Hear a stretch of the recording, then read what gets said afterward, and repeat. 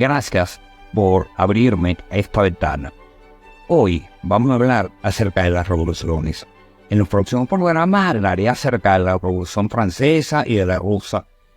Pero como en Venezuela vivimos en tiempo de revolución, hoy voy a referirme a las revoluciones que plagaron nuestro país en el siglo XIX. Y es que un pueblo que no conoce su historia está condenado a repetirla, dijo alguna vez un filósofo español. A partir de 1830, cuando Venezuela nace como nación separada de la Gran Colombia, el resto del siglo XIX se caracterizó por constantes revoluciones, la mayoría de ellas sin ningún sentido. Se pronunciaron frases grandilocuentes que desataron las pasiones y terminaron por desangrar a la naciente república y la condenaron a la pobreza. Ese y no otro fue el saldo de tantas revoluciones. En fin, volvamos hacia atrás la página de esa historia para entender lo que ocurrió. Me referiré primero a la Revolución de las Reformas.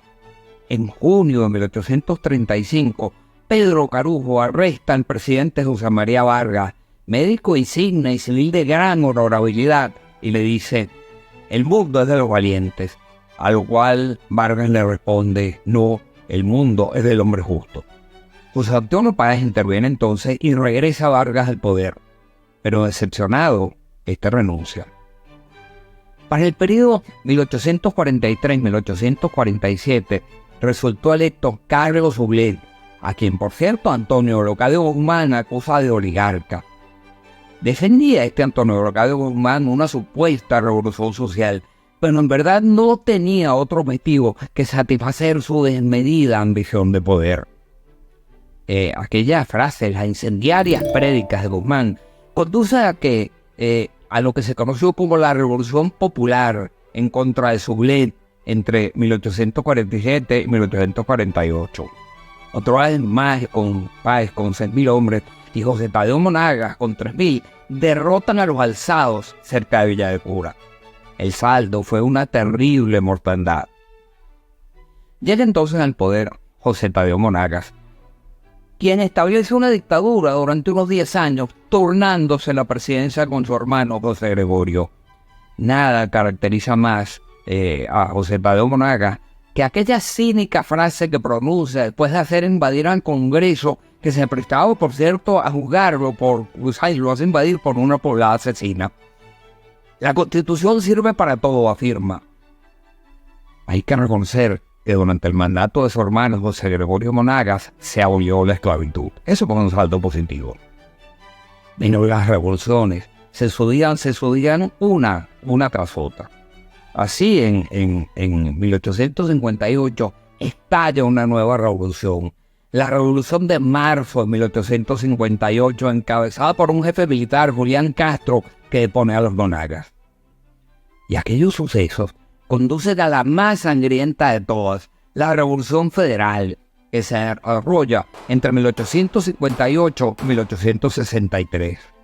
Fue una contienda fratricida, consignas como muera a los blancos, muera a la oligarquía, horror a la oligarquía, hagamos una nación de indios, sirvieron de excusa para desatar las pasiones y diezmar a la población.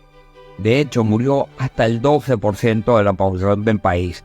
Y Ezequiel Zamora, su caudillo militar, muere asesinado en San Carlos. Aquella tragedia concluye con el Tratado de Coche en abril de 1863. En 1867 se produce otro alzamiento conocido como la Genuina, encabezado por Luciano Mendoza, jefe del ejército revolucionario. También en 1867 estalla la Revolución Azul, mientras en Villa de Cura surge una tercera acción conocida como Movimiento Reconquistador. Y dale con las revoluciones. 3 años después explota la Revolución Liberal. ¡Cuánta sangre!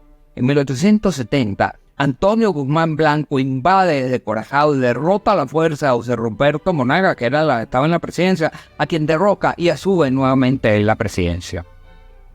Y en 1874 revientan la Revolución de Coro, también conocida como la Corinada, encabezada por el general León Colina y José Ignacio Pulido, que intentan derrocar a Guzmán Blanco.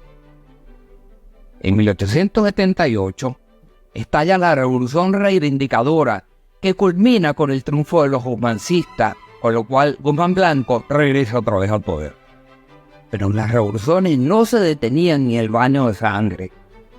Estalla entonces en 1882 la Revolución Legalista, dirigida por Joaquín Crespo, con el apoyo de numerosos caudillos que actúan desde todo el país. Joaquín Crespo avanza hacia Caracas con un ejército de 10.000 hombres y derroca a Andueza Palacio, a la sazón presidente, y asume él mismo la presidencia. Se estima que el saldo en esa ocasión fue de 4.500 muertos y cerca de 3.000 heridos. En 1898, Joaquín Crespo es acusado de perpetrar un fraude electoral para imponer al candidato oficialista Ignacio Andrade. El Mocho Hernández, a quien le habían robado las elecciones, se alza y encabeza la revolución de Queipa. En su bando, o sea, en el bando de los godos, así lo llamaban, el bando de los godos, combate un curioso personaje conocido como Maizanta. Crespo decide enfrentar personalmente a los insurrectos, y por cierto muere en un sitio conocido como la Mata Carmelera, y el Mocho Hernández fue derrotado en Choruguara. Aquel alzamiento dejó un saldo de 800 muertos, más revoluciones. También desde los Andes, Cipriano Castro reacciona al frente del fraude electoral que había entronizado a Ignacio Andrade y encabeza la llamada Revolución Liberal Restauradora, siendo Juan Vicente Gómez su segundo al mando. Parten desde Capacho, estado Táchira, y de manera incontenible avanzan los andinos hasta Caracas, sembrando el camino del muerto y derrocando a Ignacio Andrade. Entra a Caracas el 23 de octubre de 1899. Pero al llegar a Caracas, Cipriano Castro, a quien apodaban por cierto el Cabito, se encuentra con las arcas vacías. Y entonces exige a los banqueros que le otorguen un préstamo para enfrentar la situación. Como algunos de ellos se niegan, Castro los pone presos y los humilla haciéndolos desfilar encadenados por las calles de Caracas. En su error humillar a la gente. Tan pronto es liberado, uno de aquellos banqueros, Manuel Antonio Matos, inicia un alzamiento que se llamó la Revolución Restauradora. Allí combatieron en ambos bandos unos 40.000 hombres, de los cuales 12.000 murieron. Casi siempre aquellas revoluciones fueron el resultado de una ambición desmedida de poder de algunos caudillos que en nombre de ideas en las que rara vez creyeron y nunca practicaron, destrozaron a Venezuela y la dejaron en ruinas. Cuánta sangre se ha derramado, cuántas vidas se perdieron inútilmente. El Cabito Castro permanece en el poder hasta diciembre de 1908, cuando se ve obligado a trasladarse al exterior por razones de salud. Es encargado de su vicepresidente Juan Vicente Gómez, quien nunca le devolverá el cargo. Se inicia así una dictadura más larga, la dictadura más larga que ha conocido Venezuela. Gómez se mantuvo en el poder durante 27 años hasta su muerte en 1935, aunque alternó la presidencia con José Gil Fortul, Victorino Márquez Bustillo y Juan Bautista Pérez. Cabe señalar que si algún saldo positivo tuvo la dictadura de Gómez fue la de acabar con el caudillismo y las montoneras que hasta ese momento plagaban al país. Venezuela está harta de revoluciones. Cuando creemos que la revolución era un tema del siglo XIX y que el país ya se había enrumbado por la modernidad y por la vía de la democracia que prevaleció durante 4 décadas, desde 1960, volvimos a la andada. Y el nuevo siglo arranca con una nueva revolución preñada de populismo, el socialismo del siglo XXI. Ya se ha prolongado por 25 años, casi tanto como duró la dictadura de Gómez, y al igual que todas las revoluciones anteriores, ha empobrecido dramáticamente a Venezuela.